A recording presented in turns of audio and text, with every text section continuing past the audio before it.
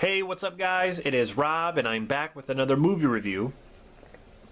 Wild Eye Releasing was kind enough to send me over a copy of the film Soft Matter. Just want to thank Wild Eye for sending me this. I'll put their link in the description for their official website and their YouTube channel. I will also put the trailer to Soft Matter in the description below if you want to see, check that out. It's weird because this is a film that I always wanted to see because Family Video got like 2 copies in on their shelves, and I saw this, this cover, and I'm like, man, this looks awesome. But every single time I went to rent it, it was always gone, like rented out. So it's a good thing Wild Eye sent me a copy because I could never seem to, rent it.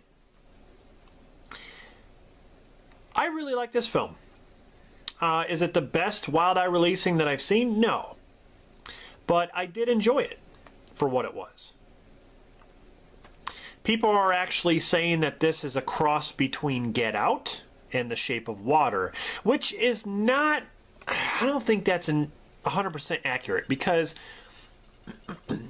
Get Out was about the black kind of stereotype, whereas this movie, it doesn't really focus on that. In The Shape of Water, the sea creature is about the only recognizable thing to that movie. So I don't, I wouldn't say it's like those films. I'd say just minor details. It was directed by John Hickox. And it's about 2 graffiti artists that break into an abandoned research facility in hopes of creating an art installation. But they end up stumbling upon a team of demented researchers who are in the process of resurrecting an ancient sea creature. And when you see how the sea creature comes about, you're going to be like scratching your head like what? It's just kind of weird the the actual way that the sea creature, it's called sea god. It's a sea god. That's what the creature's called. But it emerges from a mop bucket. That's right. You heard me right. A mop bucket inside a janitor's closet in an abandoned hospice. So you're probably like, what? But the place isn't completely abandoned. Like I said, there are some rogue doctors.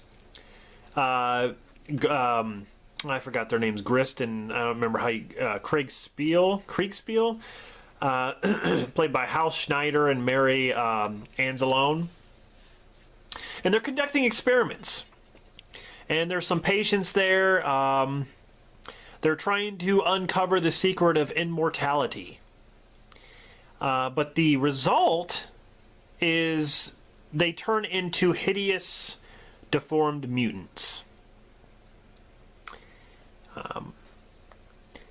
Then there's this other stuff that happens. The Queen of the Sea shows up to warn them not to continue their experiments because it can only it can grant immortality. It gets, I want to say I don't want to really call it like sci-fi, but there's different things that happen in this movie where you're just like, okay, this is more than just a horror film. But I thought it was cool. There are moments where the CGI is noticeable to be kind of, I don't know, it's, it could have been tweaked or it could have been fixed a little bit, but, this is an independent horror film, and I wasn't really expecting an Oscar-worthy performance or visuals. So, for what it was, I think they did a good job, for sure. Bust in, bug out, and buzz off. This DVD has 2 commentary tracks, which I haven't listened to those yet. but I definitely will. It's got a short film called Slow Creep. Some of the other actors in here is Ruby Lee Dove the second, and like I said, Hal Snyder, Mary Anzalone, Mark Blumberg, Catherine Grady, David Dillard, Sam Stinson, Sam Stinson, I think, plays the sea creature. But yeah, not a bad movie at all. I was very entertained. It's you know, it's cool because most of the film was shot in an abandoned hospice building. And several of the crew members, I mean, I don't know if this is 100% true, but this is what they're going by, is that some of the crew members were experiencing like ghost hauntings in the building. I mean, I kind of believe that if it's an abandoned building, you know, like the same place they shot Shawshank Redemption, that place is actually haunted. So it's, you know, I can believe that. And it's weird because, from what I understand, the day before production began on this movie, the utilities were shut off. And so the crew had to find alternate sources of water and power, that could be hell. I mean, what would you do? If the utilities are shut off, like, what would you... Oh, man. I can see that being very, very difficult.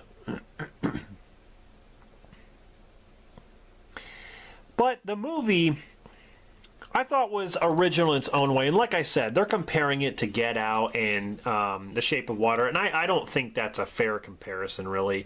Because like I said, it's just minor details that would really compare it to those films. I think this is original on its own.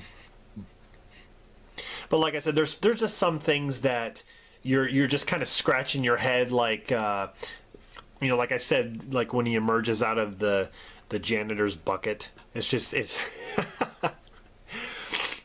anyway, guys, this movie was a lot of fun. I did enjoy it for what it was. If I had to rate this movie out of 10, I would definitely give it a solid 7.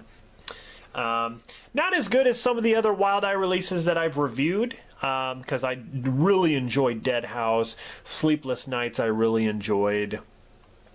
There's a lot more that I actually enjoyed, but this one's definitely a fun watch. And like I said, I'll put the trailer in the description so you guys can check it out. And I'm going to do that for all the Wild Eye releases. So I'm going to put the trailer in the description.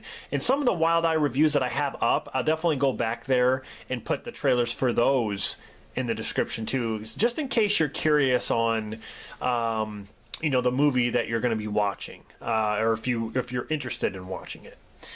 So anyway, guys, yeah, that's my quick review of Soft Matter.